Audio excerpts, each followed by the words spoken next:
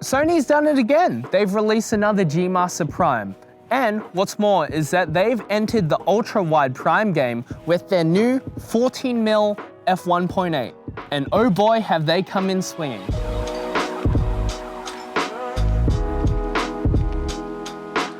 As with other G Master lenses, this lens features a declickable aperture ring, a linear focus ring, and an assignable focus hold button. Now, being a lens this wide and fast, you'd expect it to look like the Apollo rocket and weigh a ton. But this lens only weighs in at 460 grams, and as you can see, it's pretty small, which means that you won't break your wrists after a full day of shooting. Going inside the lens, this lens is 14 elements in 11 groups, featuring 2 extra low dispersion elements which help with reducing chromatic aberration, as well as Sony's new Nano AR Coating 2, which helps reduce unwanted flaring or ghosting. Going to the front of the lens, the front element features Sony's Fluorine coating, which helps with its dust and moisture resistance.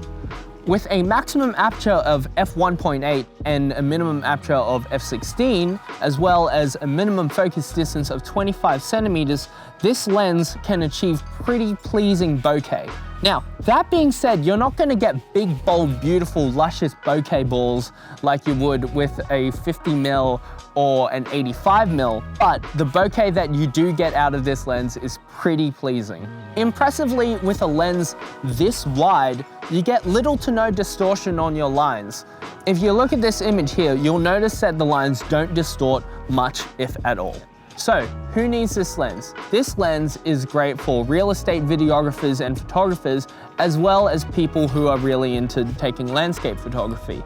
Now, while we're down here in Sydney's beautiful south coast, we decided that it was a great opportunity to take some astrophotography, taking advantage of this lens maximum aperture of f1.8.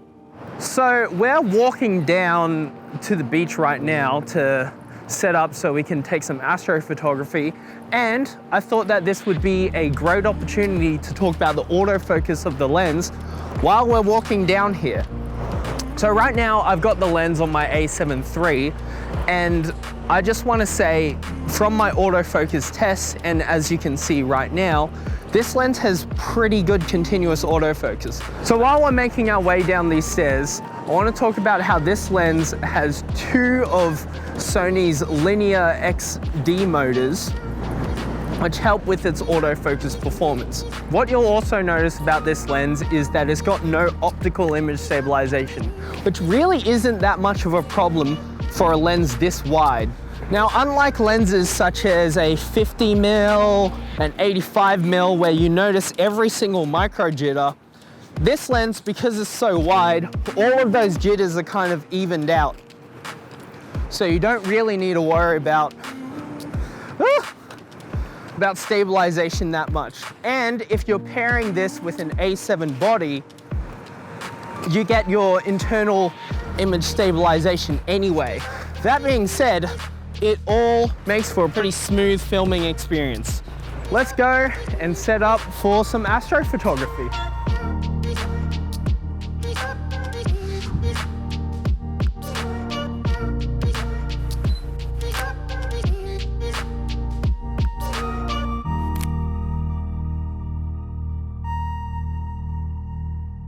So we have made it out here. I just want to talk about quickly, if you notice at the front of this lens, we don't have a filter thread. But luckily, Sony has generously given us an option to mount an ND filter at the back of the lens. So for all of you landscape photographers who like some daytime long exposure, you've still got a solution up your sleeve. We're just gonna wait for the sun to go down, and once we've set up a composition, we'll check back in and we'll show you guys what we're shooting. So we've found ourselves a composition, and so I just want to take this opportunity while we're waiting for this light to die down to talk about a little bit of settings for astrophotography. Now, of course, you want to have a lens that's as wide as possible and as fast as possible. So we've got our lens at 1.8, of course, and you want to crank your ISO to around 3000 or 3200, so you're letting in as much light as possible.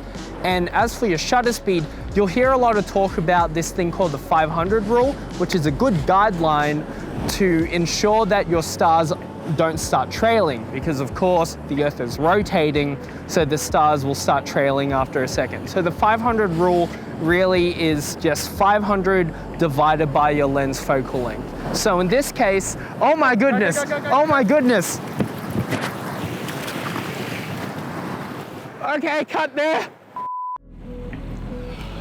All right, like I was saying before, we were rudely interrupted by nature. The 500 rule is 500 divided by the focal length of your lens, which gives you the maximum shutter speed before you start seeing trails in your stars.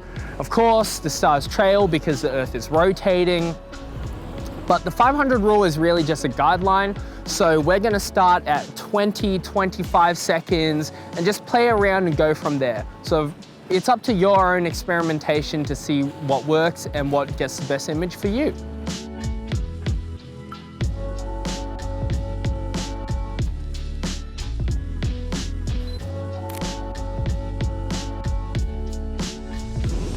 So as you can see, we have moved. We weren't getting the best results with the composition over there because the clouds were coming over and just screwing us over, man.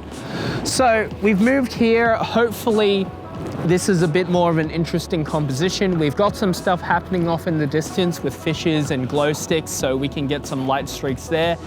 But we're getting a little bit of light leak from the city over there. Hopefully that won't blow out our stars too much, and we'll be back to show you some photos.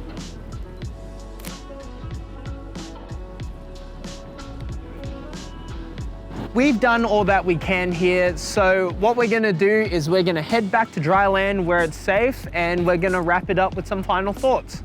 All right, so we're back on dry land where it's safe. My overall thoughts on this lens is that it's a great lens that I'll highly recommend to any full-frame E-mount users who are looking for a large apertured wide-angle prime to add to their arsenal.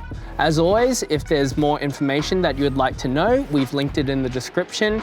If you found this video entertaining or informative, please consider dropping us a like and subscribing. Follow us on Instagram for the latest in tech, gear, news, and giveaways, and we'll see you next time.